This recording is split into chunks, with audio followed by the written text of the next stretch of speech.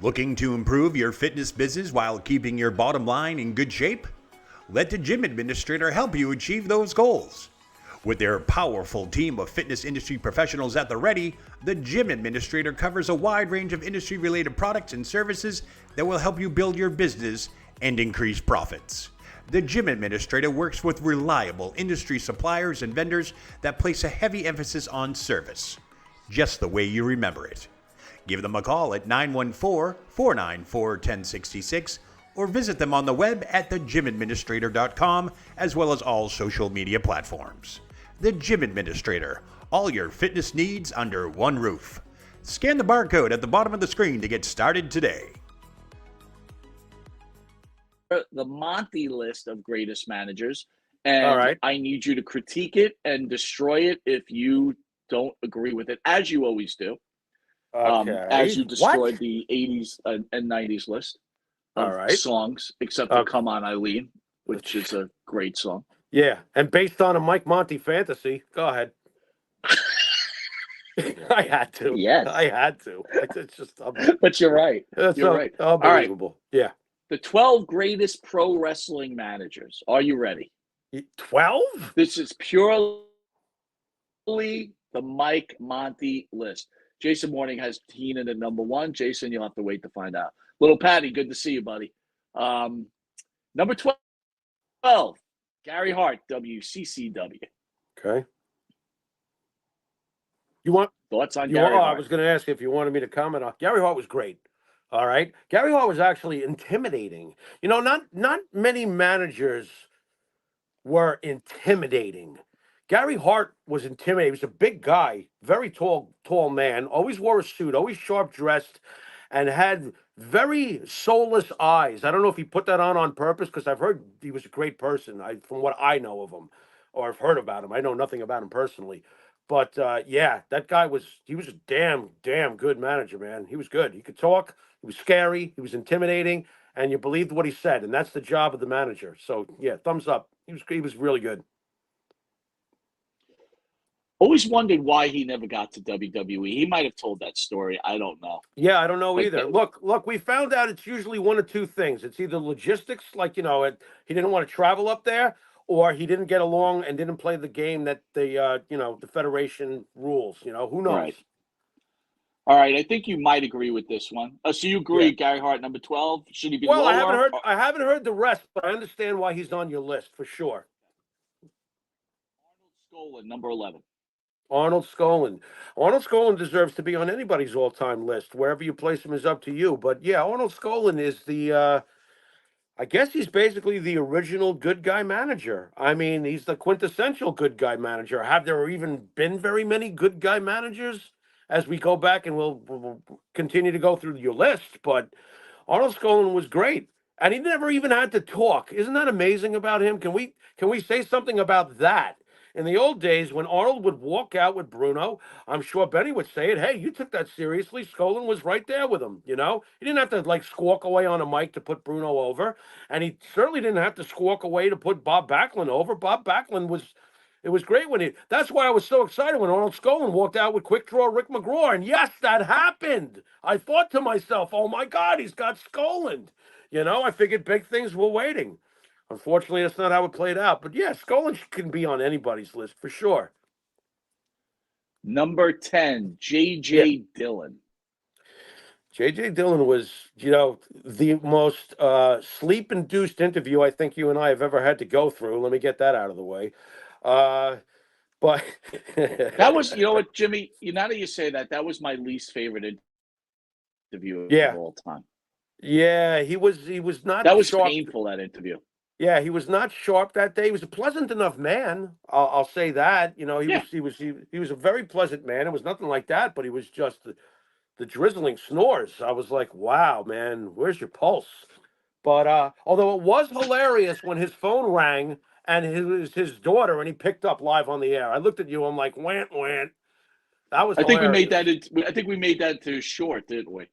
Well, what else would we do? That was perfect. I mean, I think you literally asked him about something with the Horsemen, and he went into that. He went and worked in a warehouse in Pennsylvania. It was like, what the fuck are you talking about, bro? Well, I was born in a small town in buttfuck Iowa. It was like, oh no, we're in trouble. This answer's going to take at least 3 hours.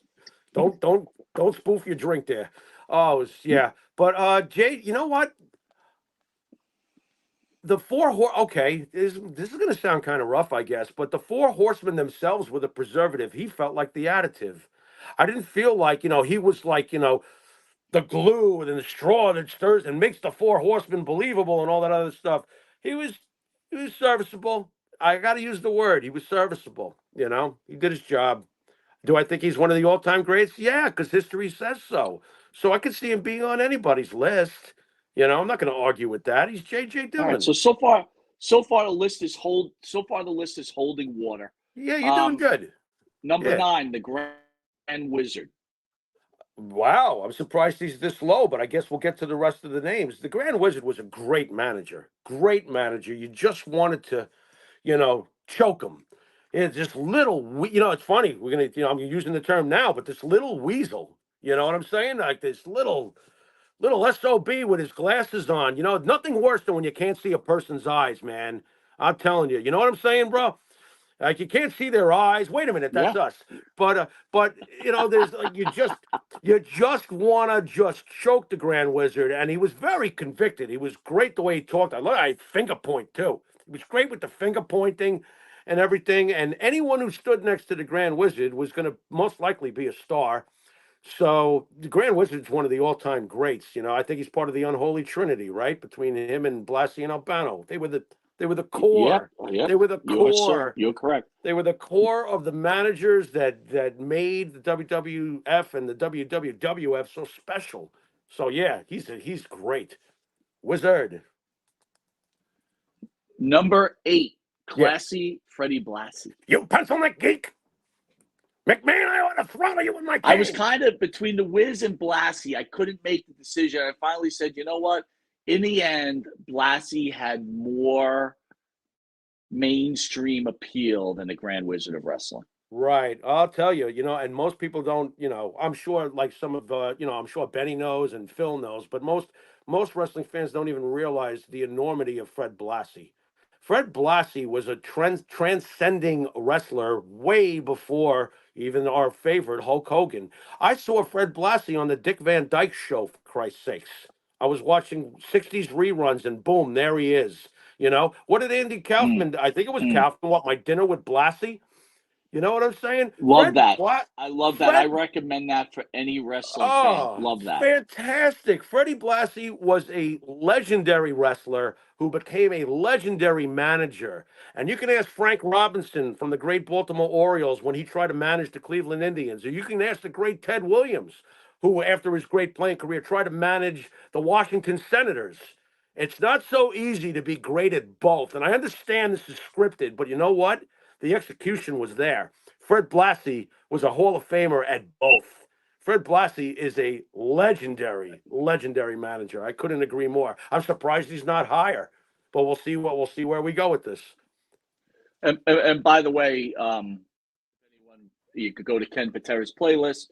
He tells some really good Grand Wizard stories. We've got a couple of really good clips there. Nice. Number 7, Jim Cornette. Jim Cornette is fucking great. Okay, he's great. He might be the ultimate, like where the fans who root for the faces want to just run him over with their car in the parking lot. No one could generate more true hatred from fans than Jim Cornette. Jim Cornette, whether you love him or hate him, and there are times in my life where I've loved him, Mike, and there are times in my life where I've hated him. But my God, Jim Cornette is the most polarizing of all the managers, probably just on his intensity alone. Plus the fact that he's a really smart person too. There's a lot going on in that brain up there. So I think Jim Cornette was a tremendous manager. Who was willing to take a broken leg too. So it's not like he didn't give body parts for his business. I have nothing but praise for Jim Cornette, even though he probably wants to choke you and me because we're New York guys who speak our mind, but I still respect Jim Cornette, immeasurably, one way or the other. Absolutely. All right, this is where it gets a little dicey. I'm waiting to hear from you on this one. Number 6, Miss Elizabeth. That's a good one, Mike. That's a good one. And guess what? She deserves it. And it's not obviously for Mike's skills. It's just for presence alone. Miss Elizabeth standing next to the Macho Man, or Miss Elizabeth being with Hogan, or whatever it was when she did it, if she was put in the right circumstances and situations, she could do it. It's a joke what WCW did with her. I'm sure you would agree with that. When you saw Miss Elizabeth in WCW and all the miscasting that they did with Elizabeth and not realizing what works to make Miss Elizabeth work, I don't know if that's really on her. It's a shame that she was so By the fragile way, as a person. ESO says Blassie should be higher than Elizabeth. Thoughts on that? I agree. So should Wizard. So should everybody you've named so far. Pretty much. I will put her. You know what? No, to me, she'd be at the bottom of a personal list, but she still deserves to be on the list. And it's well thought out by you to even bring her up, because I bet you a lot of wrestling historians wouldn't even include her, and that's a real disservice to the history of this business, because Miss Elizabeth was very, very, very over and very, very, very popular. Okay. And she helped Macho Man be Macho Man, who is probably one of the 5 greatest entertaining stars of all time. I mean, you could say what you want. I'm sure everybody's got their own list, but Macho Man with Elizabeth next to him was Macho Man times 10. And Macho Man without Elizabeth was times 8 and 8. You know what I mean? Agreed. She just Agreed. took him to Agreed. a perfection level, and she deserves credit for that. So kudos to you for even putting her on the list. Well, you might not be happy with this, but I think when you think about it, you're going to agree. And I will argue with anybody in the chat room that thinks that this person should be lower on the list, but she should be on the list. Go ahead. Number 5, Sunny. Sunny, I'd put behind Elizabeth. I understand. Again, I understand why you put her on a list. I understand that. Sunny was no joke. Sunny was extremely over. We shouldn't rewrite history because of what she's, her personal problems and stuff like that. Although we kind of should a little bit, I mean, honestly, you're talking about she got reckless and someone's gone now. So, I mean, there's always that to factor in. But if we're just sticking to career, Sunny deserves a mention. Again, she's not Elizabeth. I'm not going there, so she'd be at the very bottom of my own personal list. Number 4, the Mouth of the South, Jimmy Hart. Jimmy Hart was an absolute grand slam. Jimmy Hart was great. Another Weasley type figure, obviously. No one could talk like Jimmy. I mean, Jimmy's right there. You don't get called the Mouth of the South by accident. The fans wanted to strangle him. And he's similar to Cornette in some ways, really mouthy, really annoying. He's got the megaphone. Cornette's got the racket. You know what I'm saying? I found them to be similar in a very good way. Let's put it that way. They couldn't have been more different from each other, but yet they had similarities. Jimmy Hart's one of the all-time greats. By the way, Bain says he thinks Francine should be higher than Sunny. I disagree with that. Francine did not have the influence that Sunny had. Okay, you know what? You may be right about influence, because Sunny worked on a bigger platform and with bigger names. I've got all of that. I get your point. All right, she's no Francine. Francine was the best. I loved Francine. Francine was badass. Francine was badass. She was great. She looked great. And she sold the pissed off valet. Fantastic. Francine was great. That's just my opinion. I'm not putting her above Elizabeth, but I would put Francine above Sunny. By the way, great comment by B40. He said you could make a case for Cyndi Lauper being on the list. You really could. You actually really could. I mean, after all, you could. Cyndi, I agree.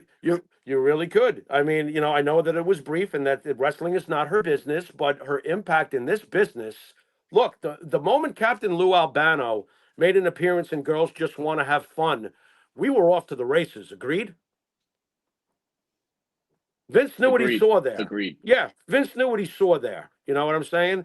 Lauper had wasn't one of your favorite all-time things ever, the Brawl for It All on MTV, for God's sakes. This is due. Absolutely. This is due to Cyndi Lauper. WrestleMania 1. She had it. Listen, Jimmy, I think I've I've made a statement to you a million times. In every instance where wrestling started to become huge again, Yeah. it started with women. It started with women. Women have always gotten this sport off to higher levels. Obviously, the men are the main focus, Right. but it was the women that brought people to, into this new generation. And you can tell by the signings.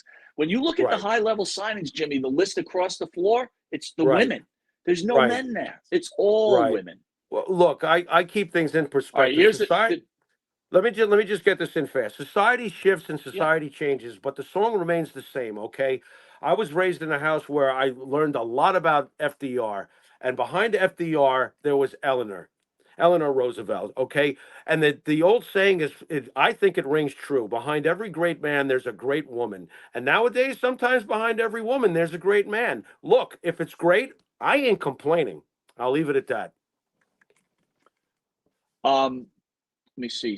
I just saw a comment about Sherry. Like Sherry should be on the list. Sherry, yeah, Black Three Lucky Dogs said Sherry. I was I going to agree. put Sherry on the list, but I I was agree. like, you know what? I can't put her over Sunny. I can't I put her can. over Elizabeth. I can. And I listen. I can't. I understand where you're going with that, but I I always can. felt Yeah. Sherry was more a wrestler than a manager. Sherry was both. You know. Sherry was both. Sherry could talk, baby. She could talk. She could sell. She could put her whoever she's representing over. Sherry to me is the greatest. I feel like Sherry is more of a template for today's women wrestling than most of them from the past. I think Sherry Martel was more talented than Wendy Richter. I think Sherry was more talented than all of them. To tell you the truth, if you combine the mic skills and the wrestling skills, even the great Medusa, she's not Sherry Martel. Period. Sherry Martel was the whole damn That, package.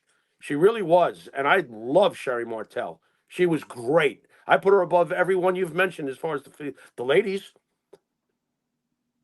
That's me. all right. Number 3, Captain Lou Albano. Hard to argue. Very hard to argue with that. Captain Lou, like I said, the moment he appeared in Cyndi Lauper's video, and then everything else takes its course, everything is history. Look, he's patterned after Super Mario Brothers. He's the captain. He was the loose cannon, and he lived it. What you saw on the screen apparently was like how he was in real life too. You never knew what was going to happen with him. It's completely nuts. And he was the manager of champions, wasn't he? I mean, how many tag team Yep. champions did he have? I mean, we lost track after a while. Every time we saw him walk down with a new tag team, we were like, uh-oh, here we go. Here's the next champions, you know? Yeah, Captain It's Lou. funny, Jim. I was thinking about that, like back in the day, right? He was the tag team guy.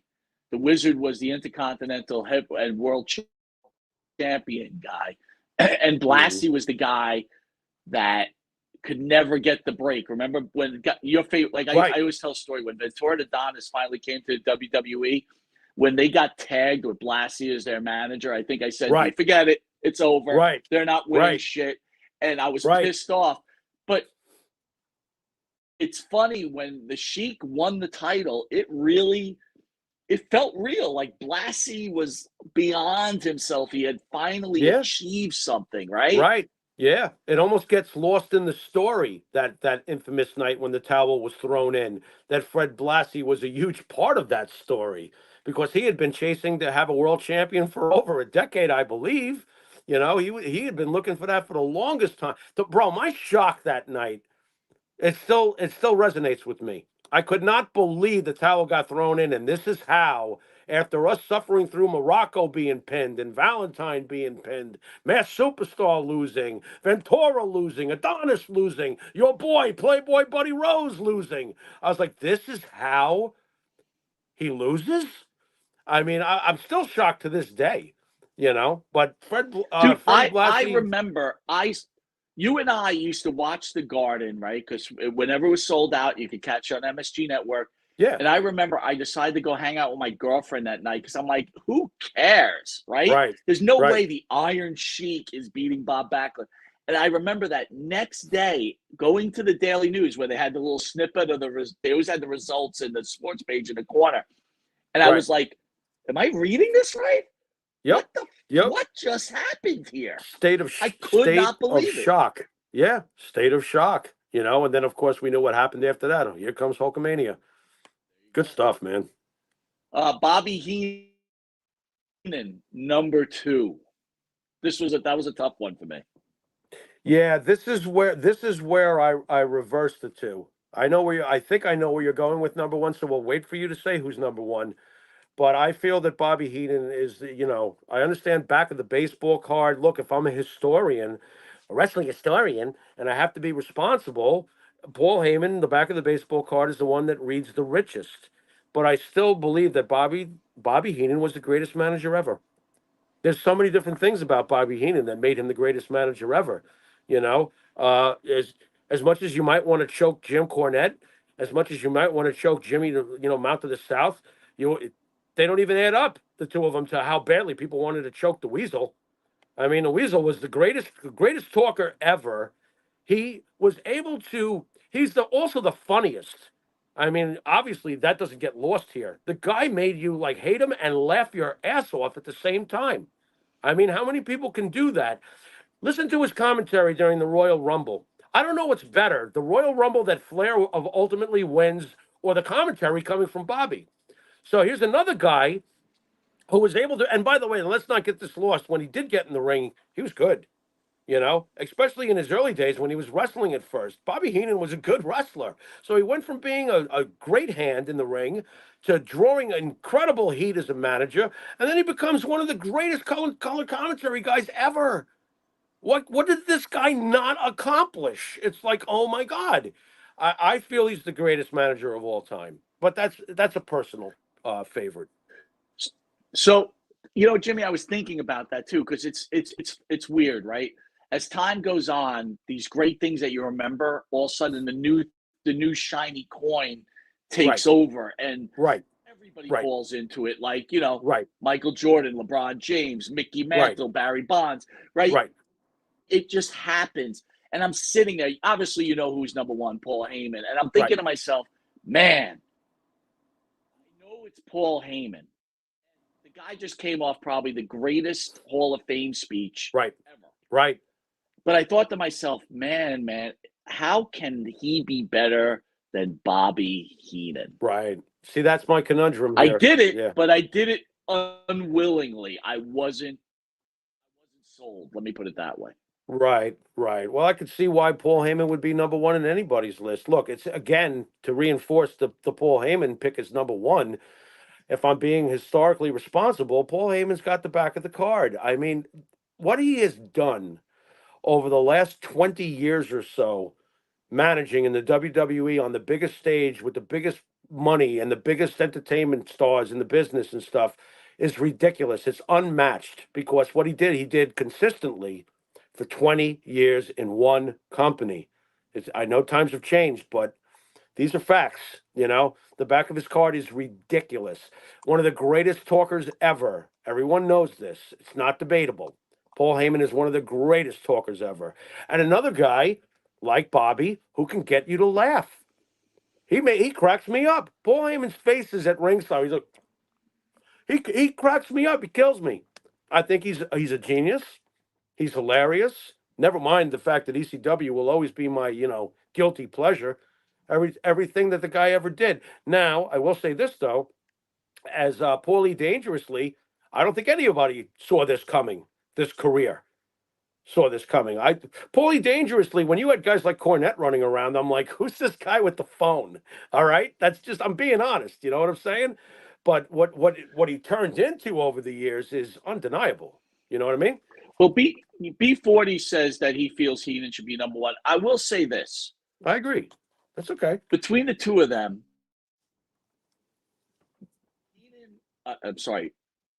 Heyman has always been successful at winning the title. Heenan was always chasing the title. I mean, I was just telling the story the other day. One of the great moments in wrestling, right? And that's why I was like, I got to tell you, I was a little bit jealous, Jimmy, because I really would have loved to interview Bobby's daughter also. Because I was just like, man, this girl could be gold. But do you remember WrestleMania 3? when Yeah. Andre finally falls, like he gets knocked down, Mm-hmm. Heenan grabs his face and is Right. shaking his face. Yes. I mean, that was story. That was like Yeah. real. Like, Yeah. I want this title, Andre. Get up, get up. Right. It was Right. like telling a story without telling, where Heyman, and a lot of times overacts, I think, where Heenan was natural. He was funny, but he was natural. Does that make sense? Yeah, it does. I mean, if you're talking on a ham level, I mean, Heenan's conviction, organic ability to translate panic. You're describing panic when he grabs Andre by the head. He's panicking. And he, you know what? It looked 1,000% emotionally accurate. The guy knew how to transfer the script's intention to the screen, to the fans, to everybody at home. He was look. I think he's the best. He was the best at that, man. He You was know, Fox gives a good statement here. Heyman had Heenan to inspire him. Who did Heenan have? very interesting. I wonder, did anybody ever stop to ask Keenan who his influences were? I mean, I don't watch every last YouTube interview, but that's a great question. I do wonder who he was influenced by. Mike, I have to bring it up, and don't forget though, Heenan was not always chasing a championship because he had that long run with Nick Bockwinkel in the AWA, which was a totally different story. I found that Bobby Heenan in WWE way more entertaining, but it wasn't his role in AWA to do what he was doing in WWF, later on.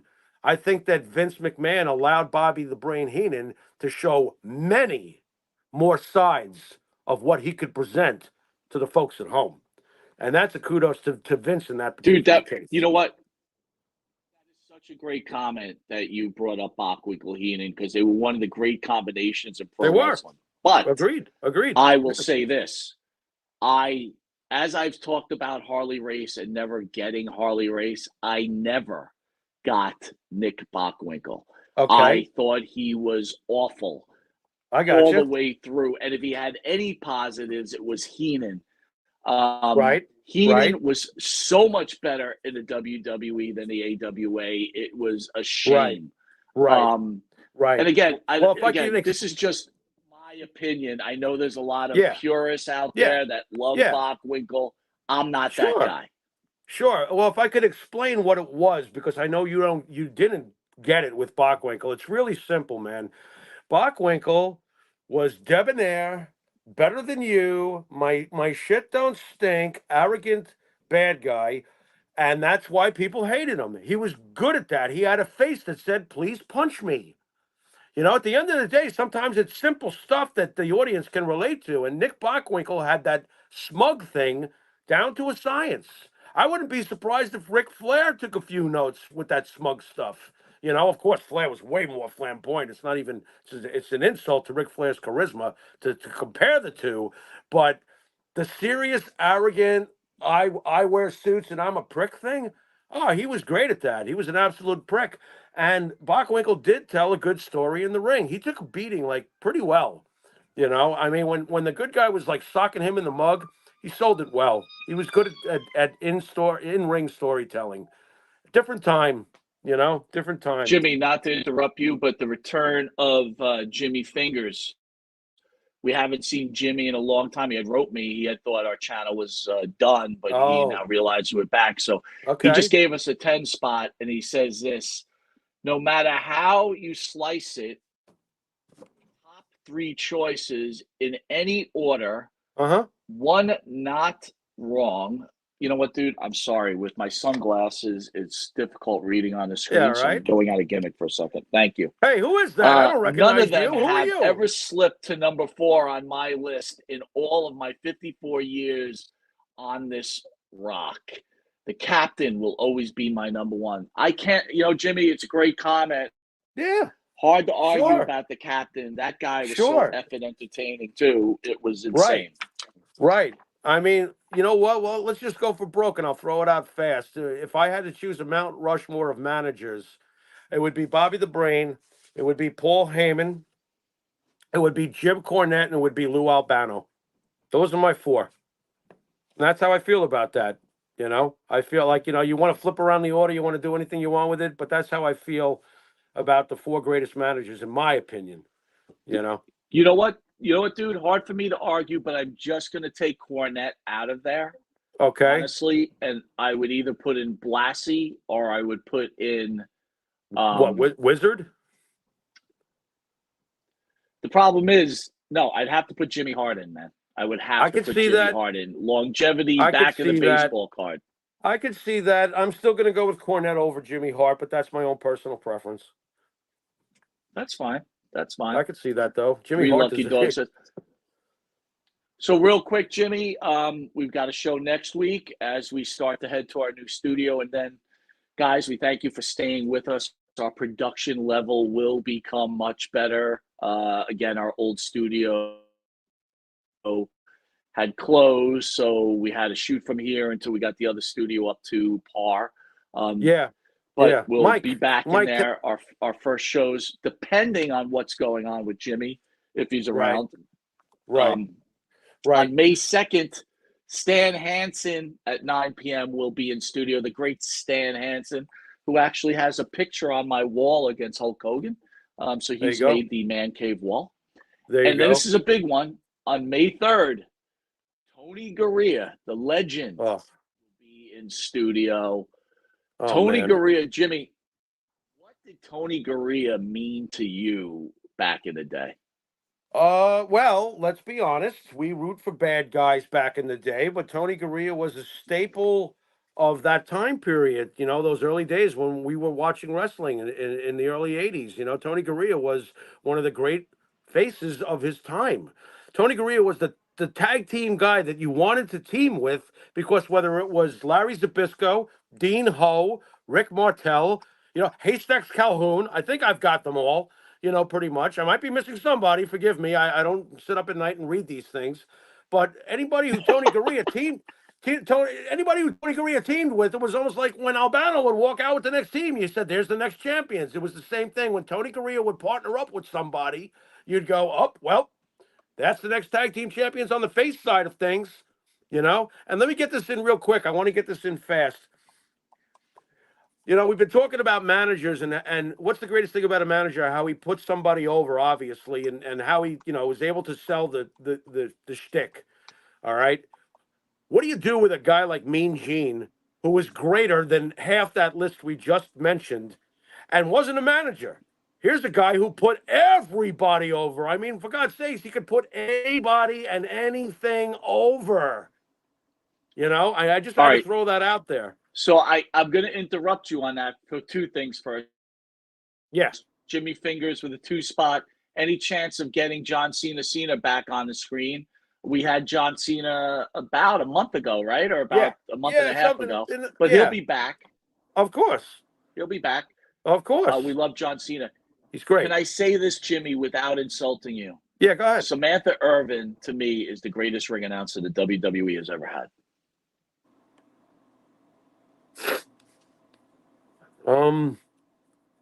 I think she's better than Lillian, if that's what you're getting at. I think she's better than Lillian Garcia. Come on, no, that's not what I'm getting at. I'm talking better than the Fink. I'm going to say she's better than the Fink. Jimmy Fingers says, "No way, Monty, no way." I'm sorry, Jimmy, I got to go with it. I'm gonna tell you what. I'm gonna tell you what. She's effing great. Okay, she's great.